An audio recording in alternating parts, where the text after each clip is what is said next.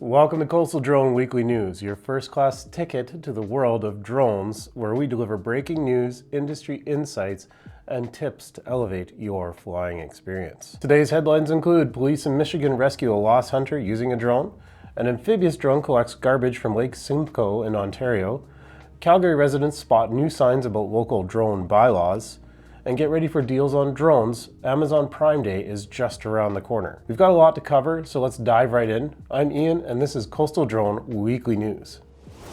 Residents of Calgary recently noticed new signs in Prince Island Park reminding drone pilots of the city's bylaws. Microdrones, which are under 250 grams, can't fly over public gatherings, events, or near playgrounds, cemeteries, spray parks, or natural areas. If your drone is over 250 grams, you'll need to apply for a Calgary Parks Green Space application to fly because of the larger aircraft's weight, in addition to a Transport Canada drone pilot certificate. Unfortunately, these Green Space applications can take up to 8 weeks to get approved, so plan ahead. Breaking the rules could land you a fine starting at $250, and in some cases, that could climb as high as $3,000. While Transport Canada sets national regulations, every municipality does have the ability to enforce its own drone rules. So if you're ever unsure, check the local bylaws before flying.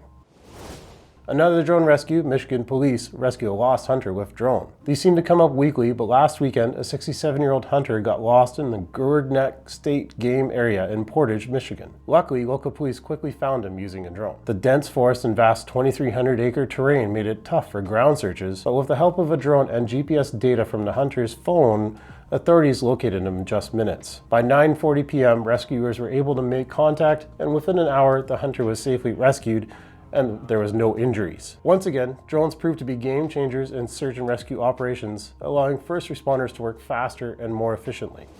In Barrie, Ontario, something unusual appeared in the waters of Lake Simcoe. A new amphibious drone was deployed to clean up plastic waste as part of the Great Lakes Pacific Cleanup Project. The Pixie drone, donated by Coca-Cola, is designed specifically to collect garbage from bodies of water.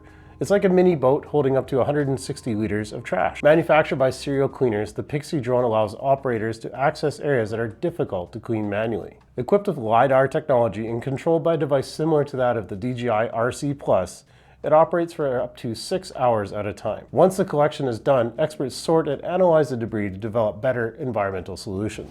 Are you looking for a new drone or some essential gear? Amazon's second Prime Day of the year is coming up on October 8th and 9th. Well, we don't know the exact details yet, but we expect some great discounts on the DJI mini-series, SD cards, and drone accessories in other cases. If you've been thinking about getting a drone or upgrading some of your kit, this could be the perfect time. We've got a full-length video on our must-have essential drone gear, so check it out in the link in the description to see what we bring on every flight. So thanks again for watching this episode of Coastal Drone Weekly News. Don't forget to hit that like and subscribe button to stay updated and tune for more information. In this week's podcast coming up, we're diving deep into drone operations at night. The episode drops Sunday at 10 a.m. Pacific, so be sure to tune in and hit that notification bell.